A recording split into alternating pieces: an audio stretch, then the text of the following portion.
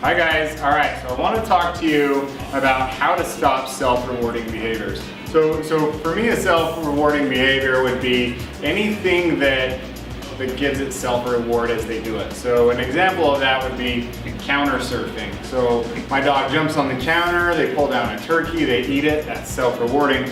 They're likely to do it again in the future. Same with jumping on people. The dog jumps on people, they bend over and pet it.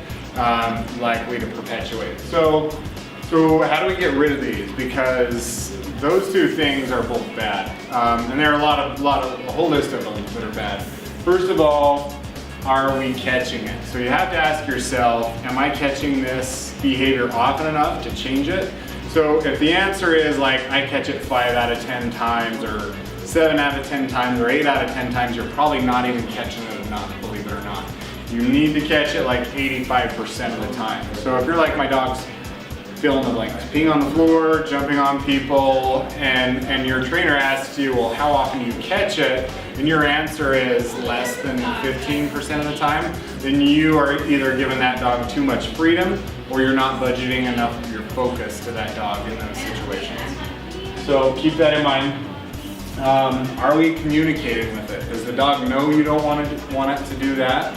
And then, do they care? Do they understand? Do they understand you don't want them to do it? Do they care that you don't want to do it? Because if the punishment for pulling a turkey off the counter is a dirty look, they're going to keep doing it for a long time. And then, what is our role to the dog? So then we get like more into like relationship stuff. Like, does the dog really care about your boundaries? Are we important enough to the dog? Have we communicated enough good things in other situations that the dog wants to please us?